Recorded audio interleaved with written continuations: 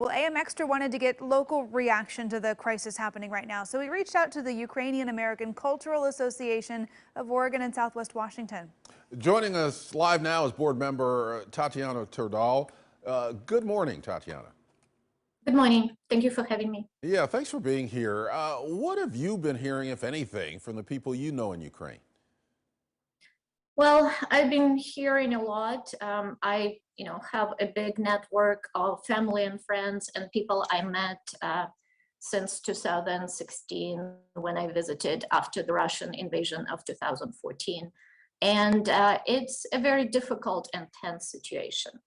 So in my town where I grew up, the schools have been online for the past months, not because of COVID, but because there have been so many bomb threats to all the schools in the town that people had to evacuate schools every day, and it just became better for everybody to stay online. So there have been these terrorist threats for the past months.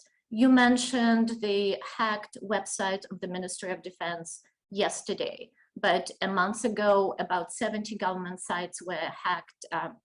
There have also been hacking of major banks, so banks can't, conduct business, and some major airlines stopped flying to Ukraine, which again affects a lot of people. So the situation is very tense. Yeah, I mean, and adding to those tensions is a lot of misinformation, swirling, and people right now just unsure of what to believe in terms of, is Russia drawing troops down? Are they still amassing troops at the border? How is it right now trying to communicate with people, and what is the mood of many in Ukraine? Do they feel like they're getting the full picture?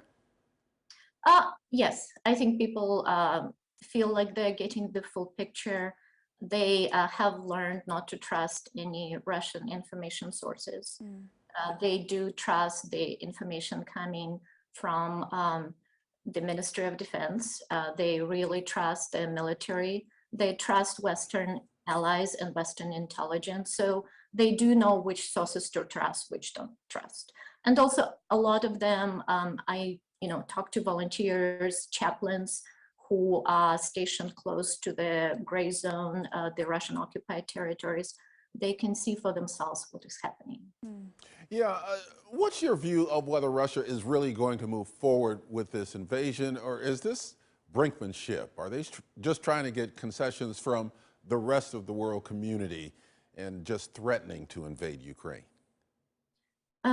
Remember, Ukraine has been invaded in 2014, and there are Russian troops occupying about 7% of Ukrainian territory right now. So we know it's not just brinkmanship. Every time a country shows weakness, Russia moves in further and further.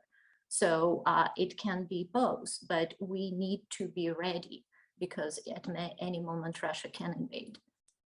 So in terms of, not to put you on the spot to speak for you and other Ukrainian Americans, but what do you think many in the community want to see happen on the part of the U.S. and NATO allies? What's the next step here? I think what's been happening has been great. Ukraine has received tremendous support, including defensive weapon support from the United Kingdom, from the United States, from other allies like Lithuania, Estonia, Latvia, Poland. So that support has been great. Also, the strategy of publishing intelligence on Russian troop movements have been also, I think, very useful. So when Russia was preparing false flag operations, having Western intelligence publish that information ahead of time, I think stopped those operations from going through. So I think the United States and NATO and other European allies have been very successful so far in preventing the aggression. Where can people learn more about your organization and how we can help as Americans who are watching this situation? So our organization has a Facebook page.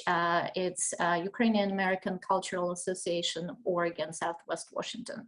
It's a long name, but we have community members living on both sides of the Columbia River. So we're both Oregon and Southwest Washington. We don't have a website just because we're all volunteer organization and the website takes money and more effort.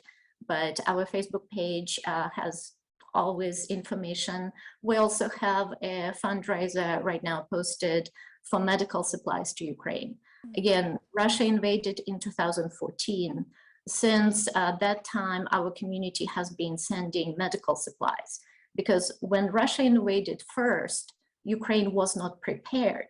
So what was happening, there were so many wounded that doctors were running out of medical suture and using fishing lines to do surgery. Wow. Because again, when the country is not prepared for war and is suddenly invaded, a lot of things happen at once. So since 2014, we've been sending medical supplies, sometimes boxes of supplies, sometimes containers of supplies.